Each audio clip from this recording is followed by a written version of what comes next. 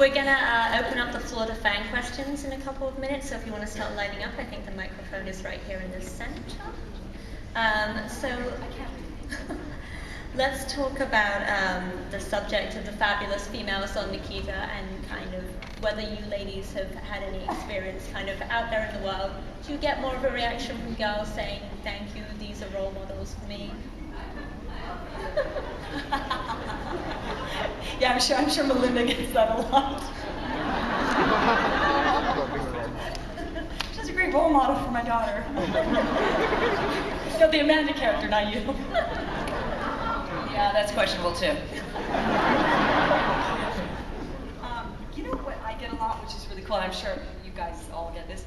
I get couples saying they watch the show together, which is really cool because we don't make a show for guys or for girls. We make a show that we believe in, and the fact that a guy, because usually, you want to watch, I don't know, Sex and the City, I don't know, and then he doesn't, or he wants to watch something that's very sort of, bravado heavy, and the girl's not interested.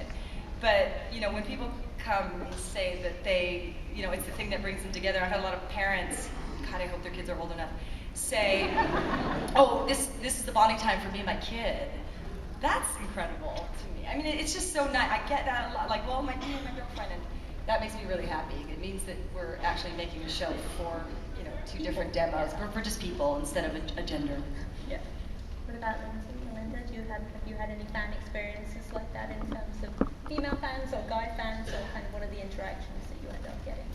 Actually, Maggie said it the best, I think last year, but it happened to me a lot, which was, it's rare that you find two women that have a bond and that there's no superficial cattiness, that we're not doing some sort of Mind you, it was a lesbian couple who said that, but whatever. Still, we secretly are in love with each other, but you're not going to get to that till season 5.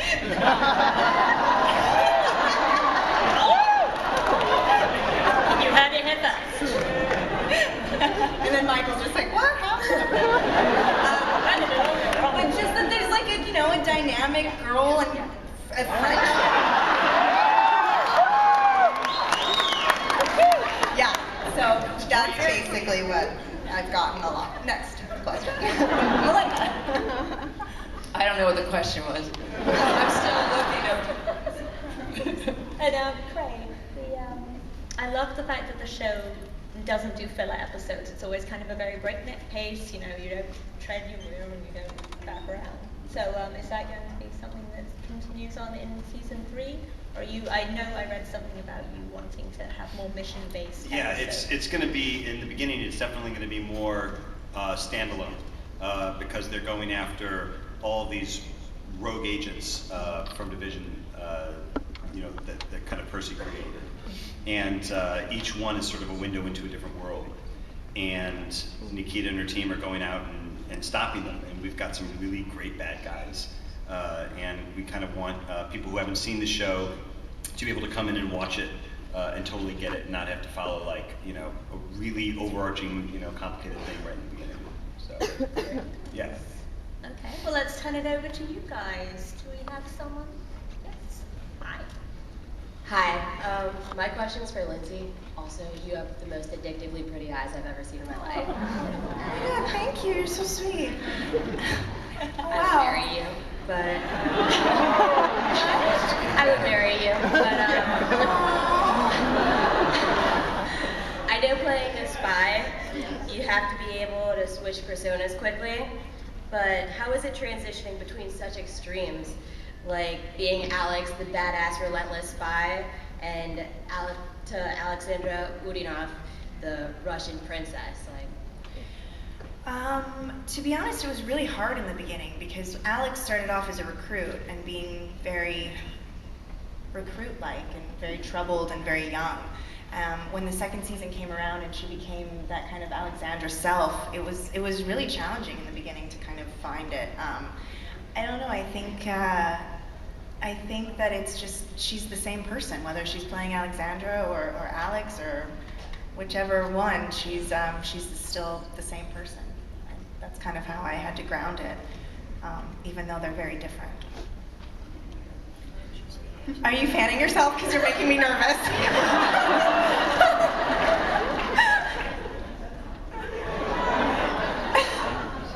What? Question is for Melinda, and I was wondering how much does your character know about what's been going down at Division this last episode? You mean since Percy died? Well, like Percy's death and all of that. I have no idea. But I would hope that we'd explore his passing, what effect that has on her. I mean, I'm hoping we'll explore that, but I don't know. I'm sure she has her ways. I would love to. Yes. I mean, obviously, during the hiatus and before we get scripts, we start elaborating on all kinds of different things. We've been talking about what she could be doing for employment.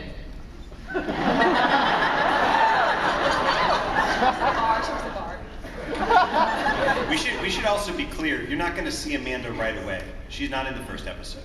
They talk about her. Building up. And respect her. She's there in spirit. But her return is something that we kind of build up to. Thank you so much. Amanda, you're my favorite villain, like, ever. Thank you.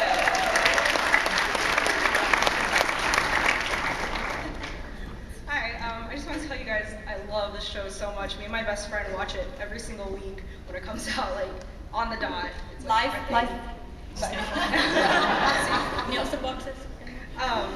I just wanted to ask, so in the next season, since you guys have basically taken over Division and they've spent so much time trying to take out Nikita, are there going to be some characters in the recruiters that are going to be kind of dubious of her and probably try to like take her out? Yeah. She's sort of being backed up by the alpha teams now, which is weird for her because she's like killed half of them.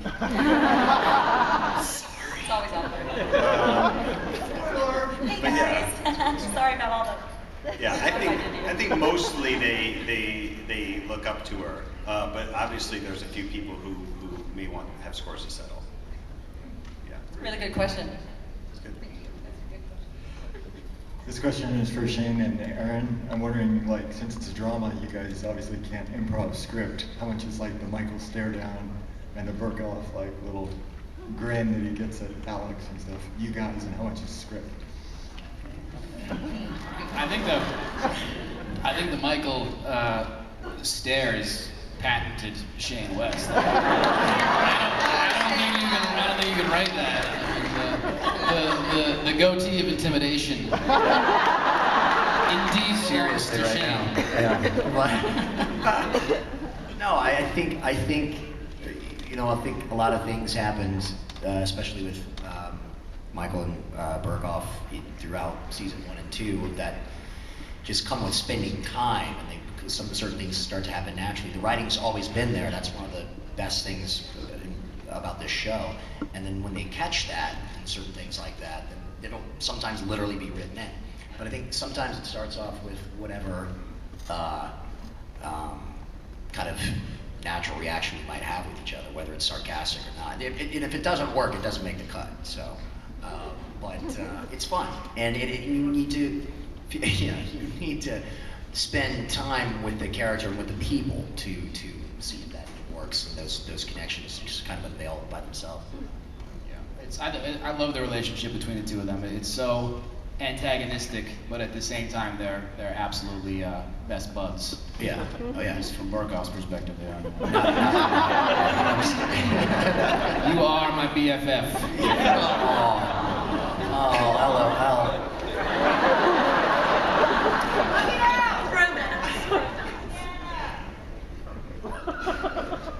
Hello, good to see you all. I'd like to know what the experience is like rehearsing for some of the scenes that involve combat,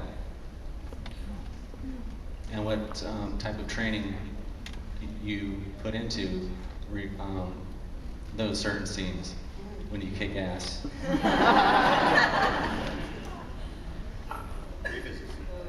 Yeah. Well, because we don't have time on TV the way we do in Well, in movies you do pre-visuals as well of fights, but now that's mainly what the stunt people are there for, right? They rehearse it, they show it to us, they record it, and then we watch it and make tweaks from there.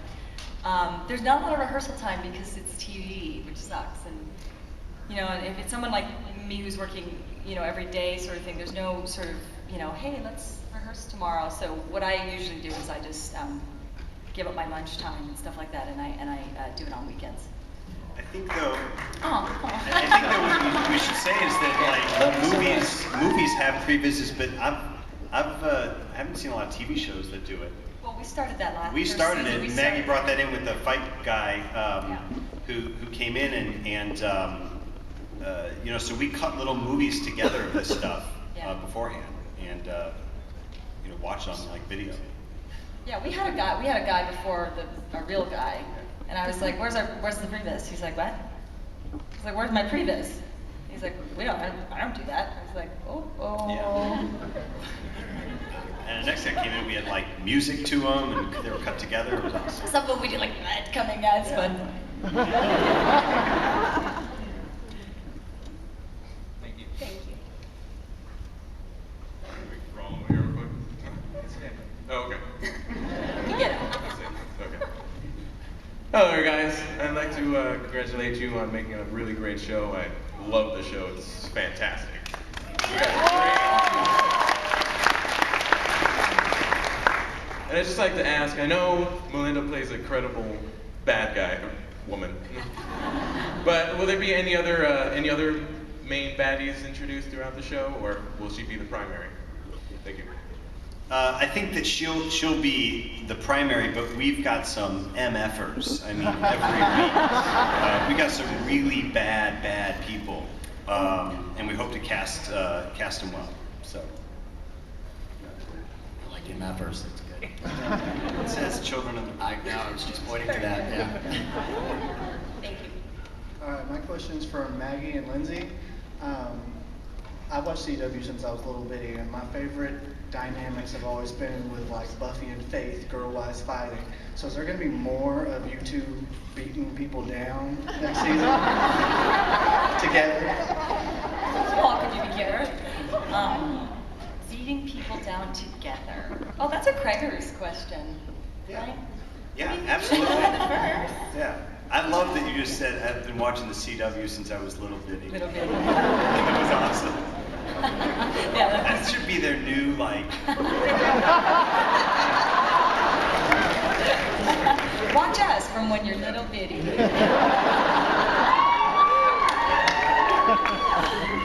Yeah, they'll have double beatdowns or whatever. Co-beatdowns. Ready? First off, I just wanted to say thank you, because what makes your show great is the focus on character development, and you just get attached to these characters.